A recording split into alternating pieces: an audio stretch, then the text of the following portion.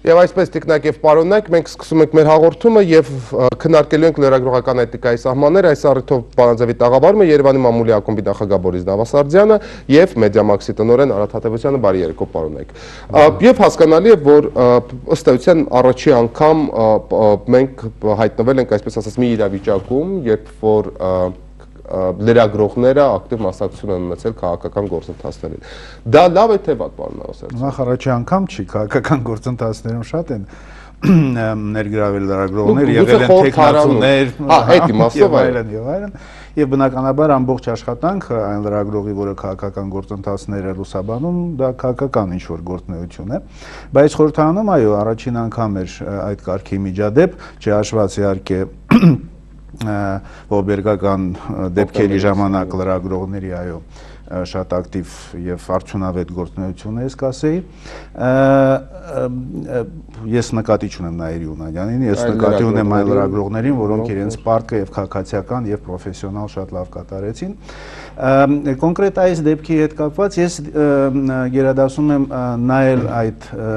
մտավաներին եւ աղջիկներին որպես անհատ քաղաքացիներ եւ ոչ որպես լրագրողներ, քանի որ լրագրողական պարտքի հետ կատարման իրանք խնդիր չունեին, այն ինչ որ պիտի լուսաբանեին, կարող էին լուսաբանել եւ հաստատ լուսաբանեցին, այնպես ինչպես կլուսաբանեին, եթե այդ ակցիան չկազմակերպեին։ Բայց նաեւ այն իրավիճակում, եթե մենք տեսնում ենք, որ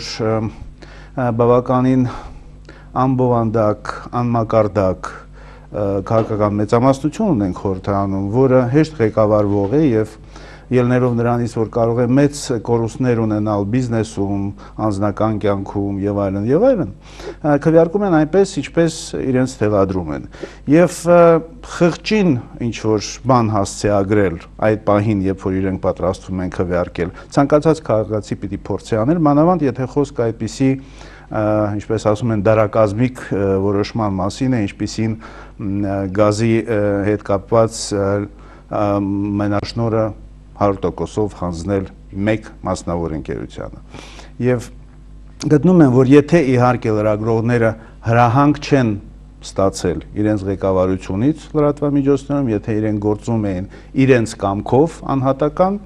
ապա միանգամայն բարոյական եւ քաղաքացուն հարիր քայլ էր։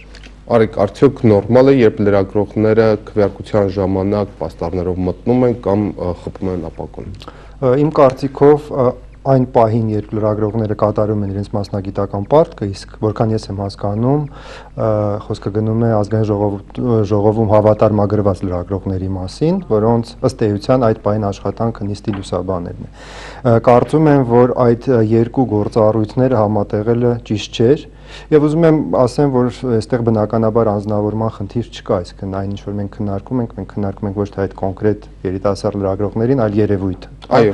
այսինքն քաղաքացիական առումով կարող ենք տարբեր կերպ իրենց դիրքորոշումը գնահատել, խոսում ենք երևույթի դեմ։ Իմ կարծիքով դա ճիշտ քայլ չէր եւ լրագրողը, երբ գնացել ազգային ժողով աշխատելու, իր դիրքորոշումը պետք է հայտնի իր հեռուստարեպորտաժով, հոդվածով, լուրով, այսինքն այն գործիքներով, որոնցով ինքը սովորաբար աշխատում է։ Չնայած պիտի որ երևի մենք երևի պիտի տարբեր դիրքերում լինենք, Արիկը որպես ավելի երիտասարդ պիտի ավելի ճկուն լիներ, հա, գնահատականներում լրագրողների, ես մի քիչ ավելի պահպանողական, բայց փաստորեն հակառակն է ստացվում։ Ես գտնում եմ, որ կան իրավիճակներ, եւ բազմաթիվ են այդպիսի, գիտեք, մանավանդ լուսանկարող լրագրողների, հա, գործունեության մեջ, արդյոք իրանք պիտի միջամտեն, եթե ինչ-որ ողբերգական իրադարձություններ են եւ իրենք կարող են փոխել ընթացքը, հա, արդյոք իրանք պիտի ուղղակի կամերային կպած չխ կանեն, հա, թե փորձեն միջամտեն, մարդու կյանք փրկեն կամ ինչ-որ այլ ազդեցություն իրավիճակի վրա թողնեն, սա ինձ թվում է դրան մոտ մի դեպք էր, քանի որ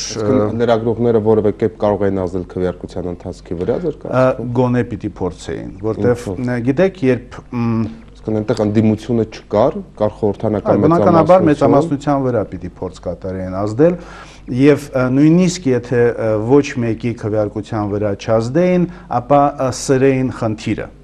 Եվ ինձ թվում է այդ ակցիայով լրագրողները սրեցին խնդիրը, առավել ուշադրություն գրավեցին լրագրողներ ասելով ես ընդհանրապես նկատի ունեմ իրենց մասնագիտությունը, բայց ես իրենց դիտարկում եմ որպես անհատ քաղաքացիներ, որոնք գտնվել են ի տարբերություն շատերին, որոնք կուզենային այնտեղ գտնվել եւ ազդել պատգամավորների վրա, իրենք օգտվել են նրանից, որ այդ պահին գտնվել են դահլիճում եւ կարողացել են այդ ակցիան իրականացնել։ Եվ դա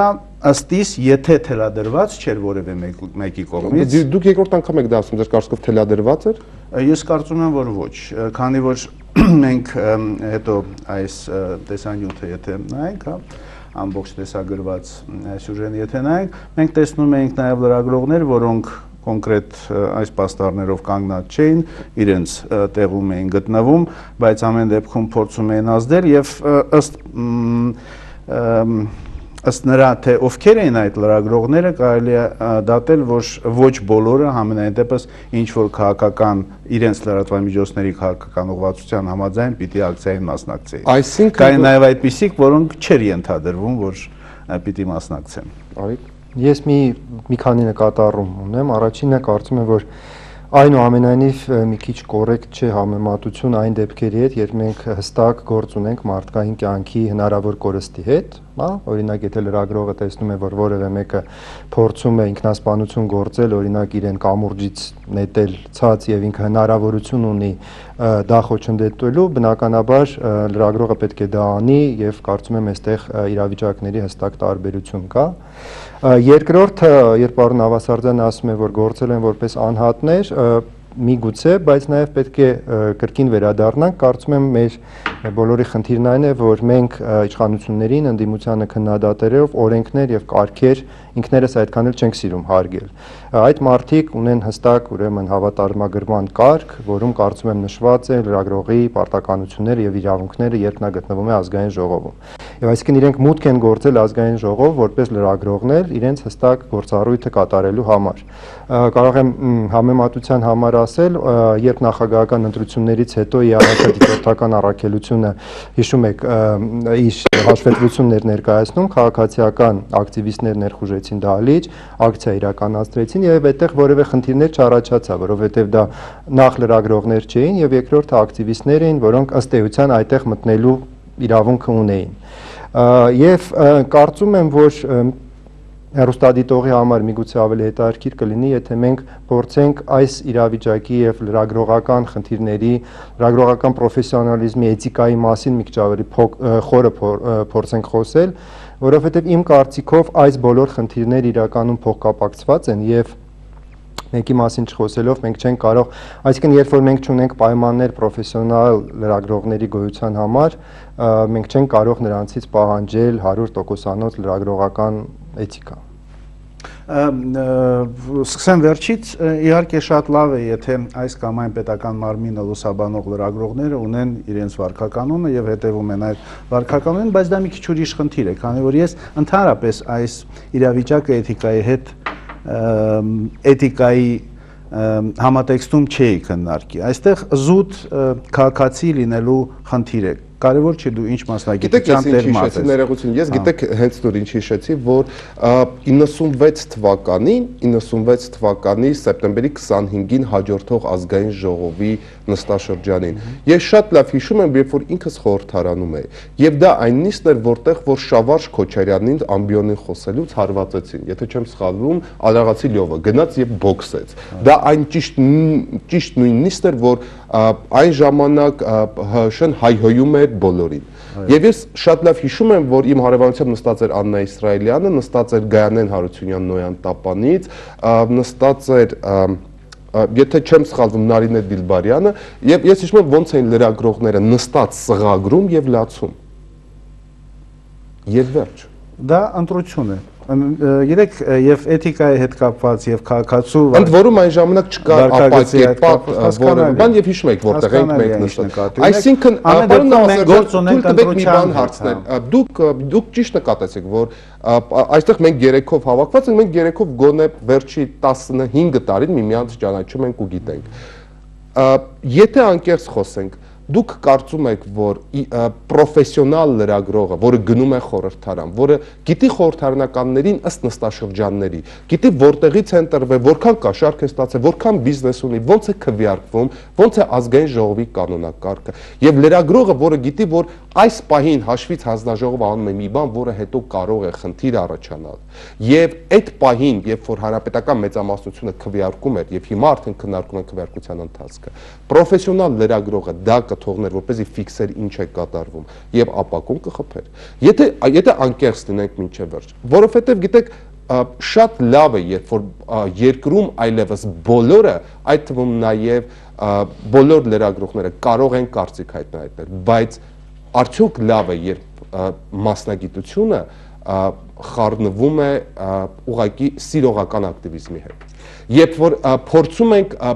հնարավորին չափով, այսպես ասած, ցանկացած իշխանության դիսկոմֆորտի դրսևորում քաջալերել միայն այն պատճառով, որ դա ինքնանպատակ է, ինչպես դուք ասացիք, որ մի քիչ սրվի այնտեղ մթնոլորտը։ Արդյոք դուք դրանով հիմա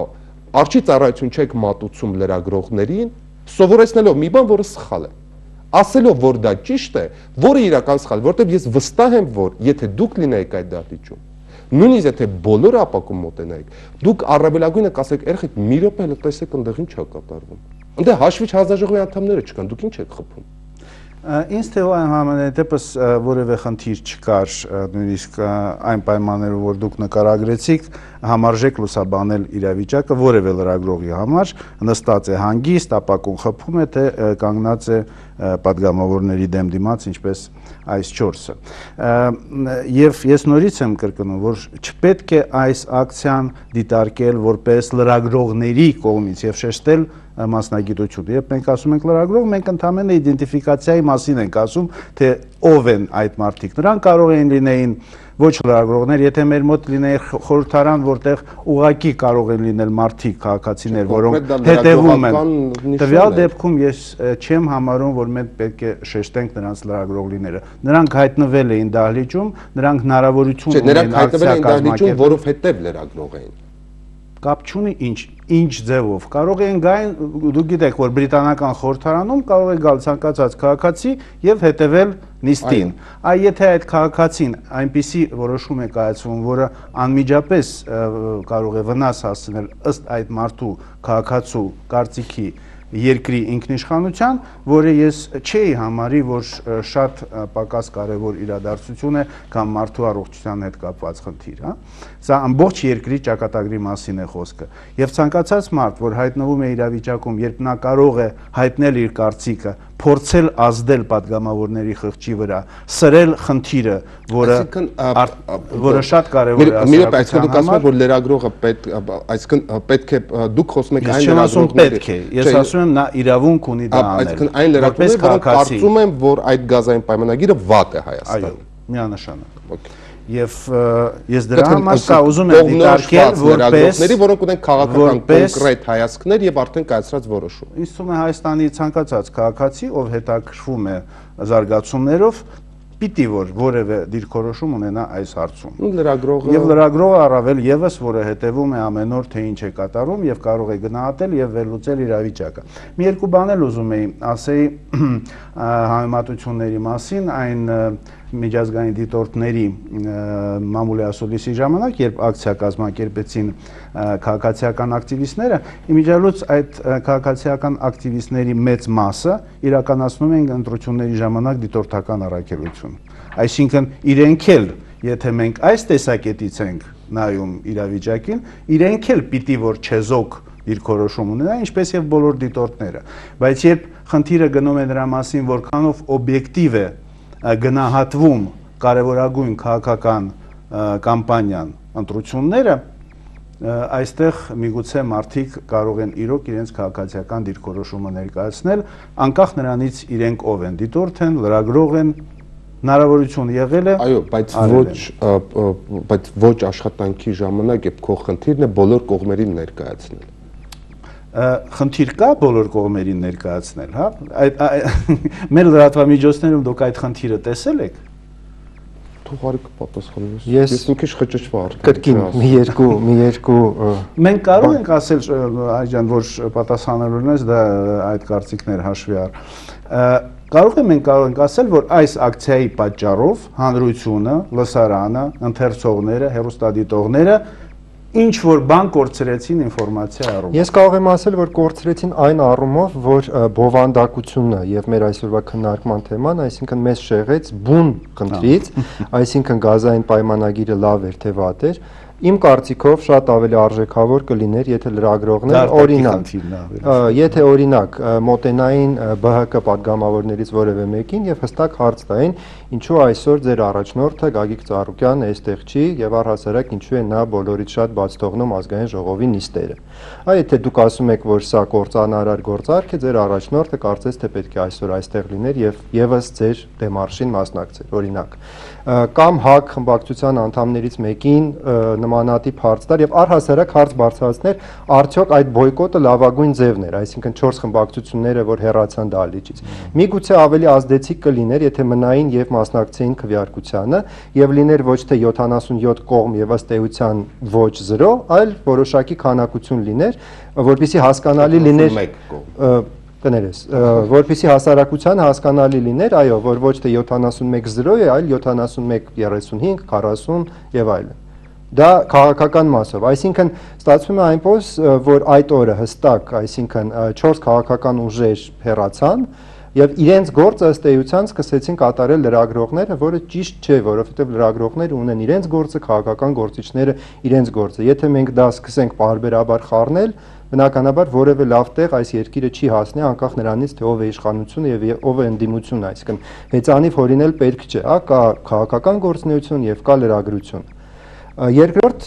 խնդիրը, որ ուզում եմ դնել, իմ կարծիքով մենք մի քիչ վտանգավոր ոլորտ ենք մտնում, երբ ասում ենք, որ մասնագիտությունը կարևոր չէ, իրենք այս պահին անհատ էին, ճիշտ է, պարոն Նավասարդյանը այդպիսի բան չասաց, բայց այս երկու օր ես անընդհատ այդ մեկնաբանությունը տեսնում եմ, որ նրանք առաջին հերթին գործեցին որպես քաղաքացիներ եւ այնուհետեւ որպես լրագրողներ։ Նախ կարծում եմ, որ յուրաքանչյուրը իր մասնագիտության մեջ պետք է լինի պրոֆեսիոնալ եւ անկախ նրանից նա լրագրող է, թե որևէ այլ մասնագիտության տեր, եւ հենց կարծում եմ, որ լավ պրոֆեսիոնալ չլինելով դժվար է լինել լավ քաղաքացի, որովհետեւ քաղաքացին այն մարդն է, որը հասարակության համար ինչ-որ բարիք է ստեղծում իր ցանկացած ոլորտում։ Եվ երկրորդը նորից գալով լրագրող, թե անհատ այդ գծին, հա, վստահ եմ, որ շատ-շատերը նրանցից, ովքեր այսօր ասում են, որ նա առաջին հերթին քաղաքացի, հետո լրագրող, այլ կերպ կվարվի մի այսպիսի իրավիճակում, մենք բոլորս գիտենք, որ Հայաստանը ունի բազմաթիվ արտաքին մարտահրավերներ եւ մենք զուտ ազգային անվտանգության նկատառումներից ելնելով միշտ չէ, որ ամեն ինչ կարող ենք բացեիբաց գրել եւ արտահայտել։ Հիմա պատկերացնենք, որ այս կամ այն լրագրողը ստանում է ինչ-որ մի ինֆորմացիա, օրինակ պայմանական բաներ եմ ասում, այն մասին, որ Հայաստանը օրինակ ձեռք է բերել ոչ այնքան թափանցիկ ձևով զենքի մի մեծ խմբականակ, կամ տեղեկացել է Լեռնային Ղարաբաղի բանակցային գործընթացում որևէ մի զարգացման մասին եւ ելնելով իր քաղաքացիական, այսինքն նա հասկանում է, որ թերևս այս ինֆորմացիա հրապարակումը կարող է կործանարար կամ վատ վիճակի մեջ դնել երկիրը, դա չի հրապարակում։ Հիմա այս դեպքում նա լավ քաղաքացի է եւ վատ լրագրող, թե ընդհակառակը։ Կարծում եմ, որ այդ մասնագիտական գրված եւ չգրված օրենքների պահպանումը այնուամենայնիվ լավ կլինի, որ մենք անենք, որովհետեւ այլապես երբ չկա որևէ ուղենիշ, ցանկացած իրավիճակում ըստ իրավիճակի կարող ենք այս կամ այն մեկնաբանությունը տալ, ու նորից եմ ասում, չեմ կարծում, որ դա մեզ ինչ-որ մի լավ տեղ կբերի։ Պարոնայք, ես ստացել եմ ընդհատել մեր զրույցը գովազդով, որից հետո կշարունակենք, ես հիշեցնում մենք զրուցում ենք լրագրողական էթիկայի մասին, վերջերս ազգային ժողովում տեղի ունեցել փոքր, այսպես ասած լրագրողական ակտիվություն, դրա մասին արդեն խոսվել է, գովազդից անմիջապես հետո մենք շարունակենք մեր զրույցը եւ կխոսենք ընդհանուր առմամբ լրագրողական էթիկայի նոր կանոնների մասին, արդյոք դրանք պետք են։ Շատ հաճախ լրագրողները, որոնք հանդես են գալիս որոշակի լրատվամիջոցում, որոշակի քաղաքական դիրքերից, ռադիկալ տարբեր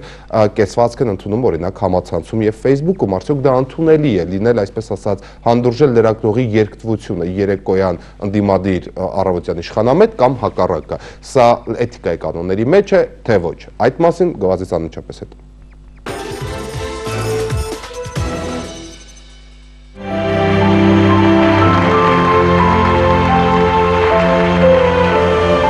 Կարող եք մոռանալ ճանապարհը, բայց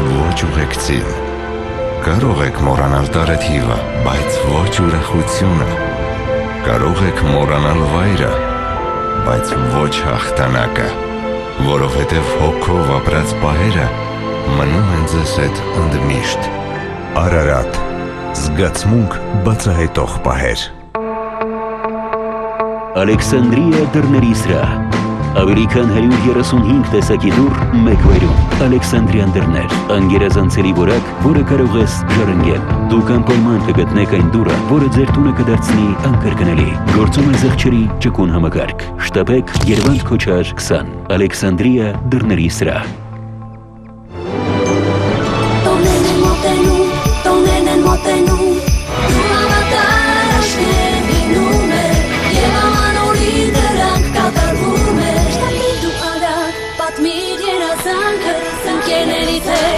Սիրիա ճանկությունը Տոնիր հելիքը մենք ենք բերում Սա իջիշպար, սա է իրականը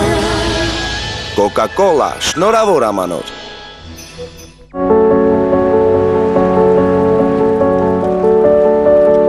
Ամանորին անգամ անիրականը կդառնա իրական Բալիսիչի մի հատ մեր գյուղը միացրու ես քշեմ Samsung Smart TV, ապագան արդեն այսօր։ Մինչև հունվարի 13-ը գնելով Samsung Smart հեռուստացույց կստանաք նվեր Smart հեծանիվ։ Հեռուստացույցները կարող եք ձեռք բերել հետևյալ վաճառասրահներից։ Մենք օգնում ենք իրականություն դարձնել ձեր ծրագրերը։ Ավելի քան 5000 փոքր ձեռնարկություններ արդեն կառուցել եւ զարգացրել են իրենց բիզնեսը ՎՏԲ Հայաստան բանկի ֆինանսավորմամբ։ ՎՏԲ Հայաստան բանկը տրամադրում է ճկուն պայմաններով բիզնես վարկեր, սկսած 11% տարեկան տոկոսադրույքից մինչև 6 տարի մարման ժամկետով։ Վարկի գումարը կարող է գերազանցել գրավի սահմանաչափը։ Ձեր նպատակներն իրագործելի են։ Դրանց կարելի է հասնել արդեն այսօր։ ՎՏԲ Հայաստան բանկ, ձեր փոքր բիզնեսի մեծ ապագան։ Չեմ հասկանում ինչ է կատարվում, հնարավորությունները կրկնապատկվում են։ Այո, Ամանորին Օրանժում ամեն ինչ հնարավոր է։ Շտապիր միանալ Օրանժ ինտերնետին եւ վայելիր կրկնակի շատ գերարագ ինտերնետ ընդմիշտ։ Ավելին, ձեռք բեր հնարավորություն գնելու Minno 8 պլանշետը հատուկ գնով։ Ամանորին լավ բաներն ավելի լավն են դառնում Օրանժում։ 2014-ը փոխվում է Օրանժի հետ։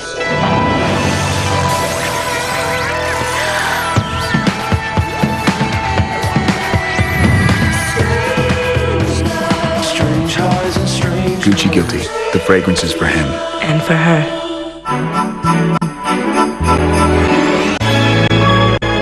Արև արևածաղկի ձետ, շնորհավոր ամանոր և սուրբ ծնունդ։ Երազում ես ունենալ 2 սենյականոց բնակարան Երևանում, վարել հզոր ավտոմեքենա, ներկա գտնվել Բունդեսլիգայի խաղերից մեկին, ուսում ես սովորել Լոնդոնում, ունենալ գերժամանակակից նոութբուք։ Դեռ ուշ չէ, խաղարկությունը երկարաձգվել է մինչև 2014 թվականի հունվարի 7-ը ներառյալ։ Միացիր եւ լիցքավորելով առնվազն 500 դրամ, մասնակցիր Beeline Fortuna խաղարկությանը եւ ստացիր հնարավորություն շահել նվերներից մեկը։ Իրագործիր երազանքդ մեզ հետ։ Beeline, պարզ հարմար մատչելի։ Մեծ հաջողության նախատոնական շքերթը շարունակվում է։ Մեծ հաջողության տոմսով շահել են Galaxy S4։ Պատահական գնեցի։ Հաջողություն տոմս։ Գնեցի մի հատ, շահել եմ Samsung Galaxy։ Բոլորն էլ ուրախացան։ Նոր տարվա շատ հաճելի նվերեր։ Գնեք եւ շահեք։ Պիտի շահեմ։ Մեծ հաջողություններ։ Samsung Galaxy S4։ Մեծ հաջողությունը սպասում է նաեւ ձեզ։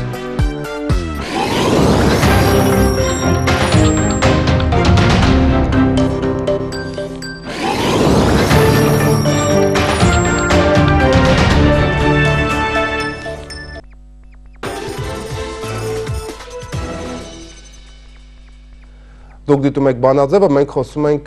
լրագրողների մասին եւ Բանաձևի տաղավարում է Երևանի մամուլի ակումբի նախագահ Բորիս Նավասարդյանը եւ Մեդիամաքսի տնօրեն Արադ Թադևոսյանը եւ եւս այդ շարքից, բայց մի տեսակ մի քիչ ուրիշ հարթության մեջ, պարոն Նավասարդյան, հայտնի է, որ օրինակ հաճախ է պատահում, որ վերջի շրջանում եղան միջադեպեր, երբ որ լրագրողը իր լրատվամիջոցով բոլորովին այլ քաղաքական դիրքորոշում եւ դիրքավորում ունի եւ նույն լրագրողը նույն սոցիալական ցանցերում բոլորովին այլ կարծիք է հայտնում եւ բոլորովին այլ մեկնաբանություններ է թողում։ Ի վերջո, ըստ դա ճիշտ է, նորմալ է, դա տեղավորվում է որոշակի տրամաբանության մեջ։ Դա նոր իրողություն է, որը պետք է հաշվի առնել, որ ի վերջո ցանկացած մարդ ազատ ժամանակ իրավունք ունի անել այն, ինչ ինքը ճիշտ է գտնում, ինչ դա իրեն հաճույք է պատճառում, ազատ ժամանակը հենց դրա համար է, որ դու հանգստանաս, շփվես ընկերներիդ հետ, լինի դա վիրտուալ շփում թե անմիջական, սակայն իհարկե ցանկացած հանրային գործիչ, լրագրողին կարելի է հանրային գործիչ համարել, քանի որ ինքը հայտնի դեմք է, իրեն կարդում են, ինքը ազդում է հասարակական կարծիքի վրա, ունենա որոշակի իր գործատուի հետ որոշակի պայմանավորվածություններ եւ կանոններ, որոնց պետք է հետևի։ Եվ գտնում եմ, որ ճիշտ կլինի, որ լրատվամիջոցները ոչ թե բողոքեն գործից հանեն լրագրողներին, եթե իրենք Facebook-ում կամ այլ սոցիալական ցանցում ինչ որ գրառում են կատարում, որը հակասում է տվյալ լրատվամիջոցի գծին կամ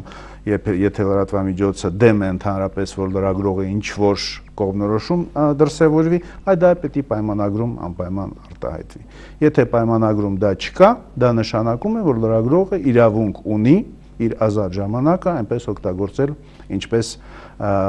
հարկ է համարում։ Եվ եթե մենք անցնենք մեր նախորդ զրույցի թեմային, եթե որևէ լրատվամիջոց ունի լրագրողի հետ պայմանավորվածություն, իսկ չի բացառվում, որ այդպիսի պայմանավորվածություններ նույնպես պետք են, այսօր մենք տեսնում ենք քաղաքացիական ակտիվիզմի զարգացում մեր երկրում, նա կարող է գրել. «Եղբայր, ես քեզ հավատարմագրում եմ որպես իմ լրատվամիջոցի ներկայացուցիչ խորհրդարանում եւ պարտավորվում ես որևէ բան բացի քո պրոֆեսիոնալ աշխատանքից այնտեղ չկատարես»։ Եթե այդպիսի պայմանավորվածություն լրագրողը խախտի, մենք կխոսենք լրիվ այլ Դուք կարծում եք ժամանակն է, որպեսզի այդ ամեն ինչը ֆիքսել։ Ընդհանրապես այսօր Հայաստանում այնպիսի ժամանակներ են, երբ ցանկացած մարդ, անկախ նրանից ինքը ինչով է զբաղվում, նա կարող է մտնել քաղաքականության մեջ, քանի որ ինչպես մենք տեսնում ենք, մեր քաղաքական դաշտը ցավոք իր առաքելությունը բացարձակապես չի կատարում այս ամիսներին։ Եվ դա բնական է, որ քաղաքացիները փորձում են ազդեցություն թողնել, իրենց ձեռքը վերցնել երկրի քաղաքական ճակատագրի որոշման պարտավորությունը, լինի դա լրագրող, գիտնական, դերասան, չգիտեմ, մամուլի ակումբի նախագահ, թե այլ։ Արիկ, դուք ինչ եք կարծում։ Կրկին վերադառնալ այն հարցին, որի մասին քիչ առաջ խոսեցի, որ մենք պետք է շատ լրջորեն բոլորս մտածենք այն մասին, որ մենք այսօր չունենք ինստիտուտներ, բուհեր, որոնք պատրաստում են որակյալ լրագրողներ։ Եվ այսինքն այդ պրոֆեսիոնալիզմը, որը պետք է այդ մարդկանց տրվի, ներարկվի, ըստ էության գոյություն չի ունենում եւ չկան որևէ ֆիլտրեր, որոնք մարդուն լրագրող են դարձնում դրական իմաստով։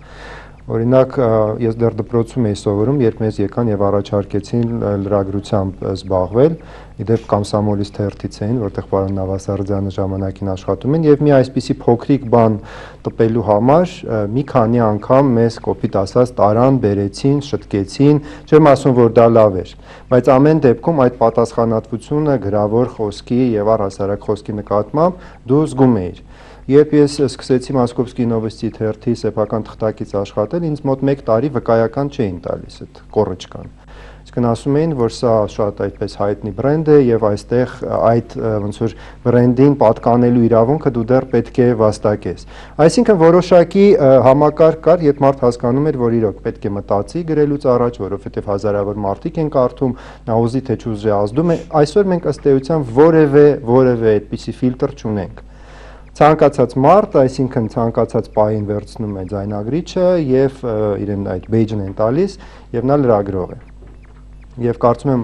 սրա մասին պետք է մտածենք, ինչպեսն է ձեր վերաբերմունքը պարոն Նավասարդյանի արտահայտած առաջարկի վերաբերյալ, որ պետք է նաև աշխատանքային պայմանագրով։ Կարծում եմ, որ առհասարակ կա օբյեկտիվ խնդիր, որ սոցիալական ցանցերի մշակույթը եւ էթիկան իհարկե ազդում է լրատվամիջոցների մշակույթի եւ էթիկայի վրա, որովհետեւ այսօր փոխկապակցումը շատ մեծ է սոցիալական ցանցերի եւ մեդիայի միջեւ, եւ ըստ էության մարդիկ ավելի ազատ շփվում են օրինակ Facebook-ում եւ այնտեղ թույլ են տալիս իրենց գրել մեկնաբանություններ, միգուցե ոչ այնքան բարեկիրթ լեզվով, միգուցե այդպես սահմանային, եւ դա կարծես թե սահուն կերպով տեղափոխվում է նաեւ մեդիա դաշտ, եւ կարծում եմ, որ այո, այս ամենի մասին պետք է մտածել, միգուցե ինչ որ բաներ պետք է ամրագրել թղթով, Միգուցե ինչ որ բաներ պարզապես նման քննարկումների արդյունքում այն մարդիկ, որոնք նայում են ինչ որ բաներ ավելի լավ կհասկանան կամ միգուցե վաղը մեր առջև նոր խնդիր կդնեն, ասածս այն է, որ եւ կոչս, որ լրագրությունը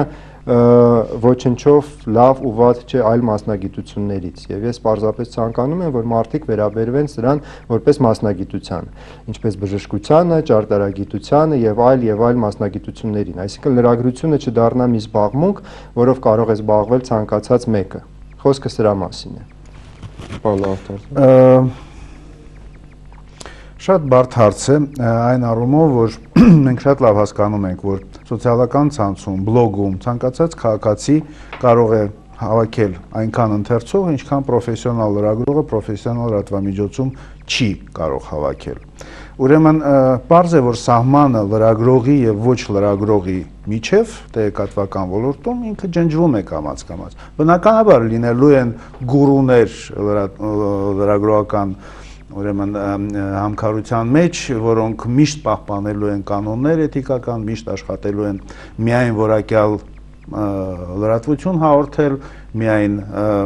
բարձր մակարդակի լեզվով ներկայացնել իրենց ասածները եւ մտքերը, բայց այդպիսի մարդիկ ցավոք գնալով ավելի ու ավելի քիչ են դառնալու եւ ջնջվում է եւ պրոֆեսիոնալ լրատվամիջոցի եւ սոցիալական ցանցի միջև սահմանը եւ լրագրող եւ քաղաքացիական լրագրողի միջև եւ պետք է դրան նայենք նորմալ դիմադրենք դա օբյեկտիվ զարգացում է եւ ցանկացած առաջընթաց մենք շատ լավ գիտենք ունի նաեւ իր կասկածելի կողմերը բայց դա իրողություն է եւ ես գտնում եմ արհեստական պատնեշներ, արհեստական արգելքներ այդ բնական զարգացումներին դնել միայն հետ կգցի այն հասարակությունը, որը դա փորձում է անել։ Չեք կարծում որ կգա մի պահ, երբ որ արդեն լրագրողները կգրեն առաջի դեմքով։ Այսինքն ձեր ասած ու դա դուք նորմալ եք դրան վերաբերում։ Դա իրողությունն է, ես չեմ կարող պայքարել առաջընթացի դեմ եւ անիմաստ եմ համարում։ Կարծում եմ, որ ինչ-որ համընդհանուր արժեքներ կան, որ ցանկացած մարդ լրագրող է թե ոչ, պետք է դրանց հետևի, այսինքն եթե մարդ նորմալ դաստիարակված է, նա երբեք իրեն թույլ չի տա թերթում գրել այնպես, ինչպես խոսում են փողոցում։ Եթե մարդ նորմալ դաստիարակված է, նա երբեք թույլ չի տա գրել այնպիսի բաներ, ինչպիսիք այսօր 4-րդ իշխանություն թերթում գրել էր Գոհար Վեզիրյանը այս թեմայի վերաբերյալ։ Ինչ էր գրել։ Չեմ ուզում մանրամասնել, ում հետաքրքիր է կարող է կարդալ։ Այսինքն կարծում եմ, որ ըստ էության նորից մարդկությունը այդ վարքի կանոնները վաղուց մտածել է եւ եթե ցանկացած մարդ վարվի այնպես, ինչպես որ կցանկանա, որ իր հետ վարվեն, բանավոր, գրավոր եւ այլն, ամեն ինչ նորմալ կլինի եւ բնականաբար այո տեխնոլոգիական պրոգրեսն այնպեսին է որ մենք այսօր չենք կարող ասել 1 տարի հետո ինչ կլինի որովհետեւ 5 տարի հետո Facebook-ի որևէ մեկը չգիտեր որ Facebook-ը նույն լրատվամիջոցների պարագայում նման հսկայական ազդեցություն է ունենալու եւ ըստ էության օրինակ այսօր լրատվամիջոց բացել կարելի ասել եւ պետք չէ դուք կարող Facebook-ում խումբ ստեղծեք եւ այնտեղ գրեք այն ինչ որ ցանկանում եք գրել կայքում կամ թերթում Իսկն այս ամենը իրոք խմորումների մեջով է անցնում, բայց մարդը ի վերջո պետք է մարդ մնա, դա եմ ուզում ասել։ Բայց եթե չի մնում եւ լավ դաստիարակված չի, դա չի նշանակում, որ նա ինտերնետը իր համար համացանցը պիտի մատչելի չլինի։ Այսինքն մենք պիտի համակերպվենք նրան, որ ոչ բոլորը, ովքեր փորձում են ազդել մեր կարծիքի վրա եւ տեղեկատվություն են տարածում, դաստիարակված եւ բարոյական մարդիկ։ Դա արդեն ընթերցողի ընտրության հարցն է, ցանկանում է նա կարդալ նման բովանդակություն, թե ցանկանում է կարդալ այլ բովանդակություն։ Շնորհակալ եմ, պարոնեք, ես կարծում եմ, որ մենք բոլորս եկանք մի հանգրվանի, որտեղից որ սկսել ենք, ես կարծում եմ, որ մենք բոլորս աշխատում ենք լսարանի համար եւ կարծում եմ, որ հենց լսարանն է այն մեկնարկային կետը, որտեղից պետք է սկսել։ Եթե հայտնի է, որ այսօր Արամ Աբրահամյանը Առավոտ թերթի խմբագիրը նույնպես անդրադարձել էր այս թեմային, Արամի դիրքորոշումը, այսպես ասած, միջանկյալ էր։ Նա ասում էր, որ ծեծել պատուհաններին, թե պաստառ բռնել, թե լուսաբանել, դա ճաշակի հարց է, յուրաքանչյուր լրագրող ինքն է որոշում։ Իմ կարծիքով ամեն ինչ նաև կախված է նրանից, թե որտեղ են աշխատում լրագրողները։ Եթե աշխատում են օրինակ կուսակցական թերթում, ռադիոյում կամ հեռուստատեսությունում, ապա դա ավելի ընդունելի է, որովհետև մեծ հաշվով դա կարող է դիտվել ոչ այնքան լրատվամիջով, որքան քարոզչա մեքենա, եւ մենք տեսնենք թե ընտրությունների ժամանակ ինչպես են այդ լրատվամիջոցների լրագրողները աշխատում նաև վստահված անձինք։ Եթե դա արդեն ինքնաֆինանսավորվող կամ բիզնես մոդելով լրատվամիջոց է, ապա նա շատ ավելի զգայուն է քաղաքական ռեպուտացիաների հեղինակության նկատմամբ եւ շատ ավելի, այսպես ասած, խիստ է լրագրողական վարքի նկատմամբ։ Անկախ ամեն ինչից կարծում եմ, որ այնուամենայնիվ շատ կարևոր է, որպեսզի եւ լրատվամիջոցը եւ լրագրողը ինքը անկեղծ լինի առաջին հերթին իրենց հետ եւ իրենց լսարանի հետ, որպեսզի հասկանալի լինի, թե ինչ դիրքերից եւ ինչ ինֆորմացիա են իրենք մատուցում։ Հետեւաբար դրանից էլ կգա արդեն լրագրողի վարկը։ Եթե դու անկախ ես, պետք է լինես չեզոք։ Եթե դու ընդդիմադիր ես, պետք է լինես ընդդիմության կողքին։ Եթե դու իշխանամետ ես, կարող ես համակրել իշխանությանը։ Բայց միևնույն ժամանակ եւ նույն օրը լինել անկախ առավոտյան, ցերեկ ընդդիմադիր, իսկ երեկոյան չեզոք, ուղղակի անհնար է։ Եվ ամենակարևորը իմ կարծիքով հետեւյալն է, որ մենք կարող ենք խոսել բոլոր հնարավոր սահմանների բնաջնջման մասին, որտեղ լրագրողը, բլոգերը, Facebook օգտատերը եւ մնացածը։ Դրա համար կան պետք չի ոչ մի բան հնարել։ Կան լրատվամիջոցներ միջազգային հեղինակություն ունեցող, որոնք որ առաջարկում են իրենց կանոնները։ BBC-ն ասում է, լրագրողը Facebook-ում, բացի BBC-ի քաղաքականությունից, իրավունք չունի ոչինչ այլ գրել։ Դա BBC-ի դեմքն է եւ ոչ թե Իրանը։ Դուրս կգա BBC-ից, կգրի այն, ինչ ուզում է։ Չի կարող տար գրել։ Եթե լրագրողը New York Times-ի կամ նույնիսկ ասենք Deutsche հեռուստաընկերության մասնակցել նրան, ինչին մասնակցում էին լրագրողները խորհրդանում, նրանք ազատված էին աշխատանքից։ Ռուսաստանի ամենաանդիմադիր եւ առաջատեմ Deutsche հեռուստաընկերության թղթակիցները իդեպ լուսաբանել էին նաեւ Բոլոտնիայի դեպքերը։ Բոլոտնիայի դեպքերի ժամանակ մինչև վերջի րոպեն նրանք iPad-ով լուսաբանում էին ամեն ինչ, բայց չեն օգնում նույնիսկ ընկած ընդդիմադիրների, որովհետև նրանք ակցիայի մասնակիցներ չեն, եւ դա հստակ է նաեւ ոստիկանների, մասնակիցների եւ նաեւ լրագրողների համար։ Ի վերջո, ես ինքս, եթե ամփոփելու լինենք այս հաղորդումը, առանձնապես կարծիք չունեմ։ Իսկն թե որտեղ այն սահմանը, թե որտեղ պետք է լրագրողը ծեծի ապակուն կամ չծեծի։ Ամենակարևորը որպեսզի եւ այդ լրագրողը, որ ներկայացնում է այդ լրատվամիջոցը, անկեղծ լինի իր լսարանի հետ, որպեսզի նրանք հասկանան, նրանք գործ ունեն քաղաքական ակտիվիստների հետ, քաղաքականության մեջ նաեւ զբաղված լրագրողների հետ, թե գործ ունեն ուղղակի քաղաքացու հետ, որը կարող է նաեւ աշխատել լրագրող, բայց պրոֆեսիոնալ լրագրող չէ։ Այսքանը, շնորհակալություն ուշադրության համար, երբ տեսություն։